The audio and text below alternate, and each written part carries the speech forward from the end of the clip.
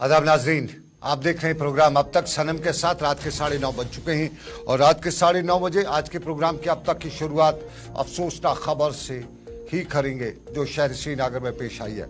शहर श्रीनगर का करफली मलक शाला कदल का इलाका और शाम गए यहाँ अफरा तफरी का माहौल। और यह अफरा तफरी का माहौल उस वक्त पैदा हुआ जब नामालूम बंदूक बरदारों की तरफ से गोली चलाई गई और इस गोलीबारी के वाक़े में 2 अफराद जख्मी हुए, जिनमें से एक की बाद में मौत वाक़ा भी हुई। ये शाम गए श्रीनगर के इलाके का वाक़ा है और जख्मी उनमें से जो मारा गया शख्स है उसके बारे में बताया गया कि वो अमृतसर का रहने वाला है और इस हमला करने के बाद फॉरेन फोर्सेस की टुकड़ियां जो दूसरे लोग हैं मौके पर पहुंचे, इलाके को घेरे में लिया। अमृतसर के अमृतपाल सिंह की मौके पर ही बताया जाता है कि मौत वाक़ हुई, जबकि दूसरा जो शदीद तौर पर इस वाक़े में जख्मी हुआ उसकी शिनाख्त भी रोहित के तौर पर हुई और उसका ताल्लुक भी अमृतसर से बताया गया और वो इस वक्त SMHS अस्पताल श्रीनगर में दाखिल है। दोनों गैर मुकामी हैं और पुलिस ने वाक़े के फौरन बाद जो इलाके को मुहासरे में लिया, हमलावरों को पकड़ने के लिए तलाशी कार्रवाई शुरू कर दी। पुलिस ने शाम गए ट्विटर पर यानी X पर भी एक तफसीलात फराम करते हुए इस वाक़े की तस्दीक करते हुए बताया कि अमृतपाल की मौत वाक़ा हुई है, जबकि एक शहरी जख्मी भी हुआ है जिसका इलाज किया जा रहा है। ये वाक़ा शहर श्रीनगर में पेश आया। ये वाक़ा ठीक उस वक़्त पेश आया जब आज अजीम दिन रात थी और अजीम रात में ये वाक़ा पेश आया। थोड़ा सा कुछ अपने नाज़रीन को बताता चलूँ। ये वाक़ा कोई भी मुसलमान जो है वो इस वाक़े के पीछे मुलविस नहीं हो सकता है, क्योंकि मुसलमान इस्लाम जो है वो इजाज़त किसी पर भी, चाहे वो नॉन मुस्लिम हो गैर मुस्लिम हो, कोई भी हो, उस पर हमला करने, उसको गोली मारने की इजाज़त नहीं देता, उसको मारने की इजाज़त नहीं देता। ये इस्लाम का पहला सबक है। इस्लाम इंसानियत सबसे बड़ा सबक इस्लाम का है। लेकिन इसी वाक़े के पस मंज़र में शाम देर गए बच्चों ने भी सवाल पूछे और पिछले लगभग 2 दिन पहले ही सोशल मीडिया पे एक वीडियो वायरल हुआ है। उसमें एक मुसलमान जो है वो नमाज पढ़ रहा है और नमाज पढ़ने के दौरान अचानक बारिशें शुरू होते, ओले शुरू होते और एक सरदार सिख वो फौरन दौड़ के जाता है, छतरी लेके उसके ऊपर पकड़ता है। तो मुझसे बच्चों ने यही सवाल आज पूछा है कि उस सिख कम्युनिटी को क्या जवाब दिया जाएगा।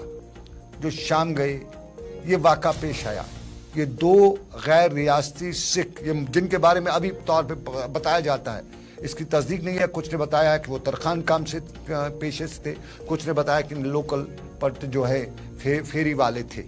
लेकिन सवाल जो भी थे वो इंसान थे और सिख कौम से ताल्लुक थे, उस सिख कौम से जिन्होंने मुसलमानों के लिए हर वक्त काम किया, खिदमत की है मुसलमानों की। पिछले साल जो वाक़ात पेश आए उसमें पंजाब में हमने ऐनी शाहिद हैं, हमने देखा कश्मीर के बच्चों को रेस्क्यू किया जब हालात ख़राब थे।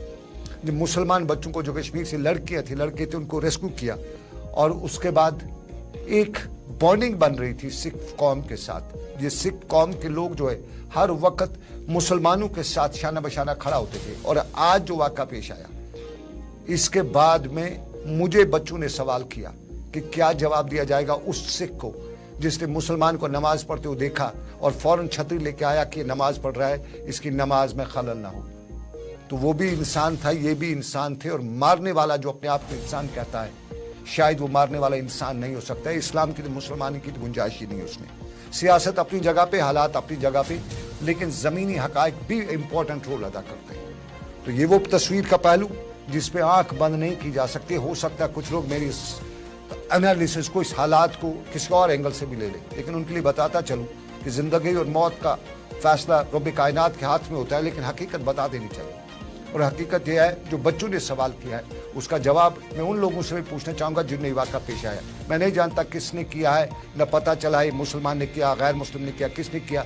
कश्मीर है, यहाँ बहुत से एलिमेंट्स हैं, लेकिन उन्हीं एलिमेंट्स के बीच में ये सवाल अगर मुसलमान पर उठता है तो सबसे संगीन सवाल है, क्योंकि मैं भी मुसलमान हूँ, नाम का ही सही, लेकिन जवाब मुझे भी देना पड़ता है क्योंकि गैर मुस्लिम दोस्त मेरे वो भी मुझसे सवाल पूछेंगे।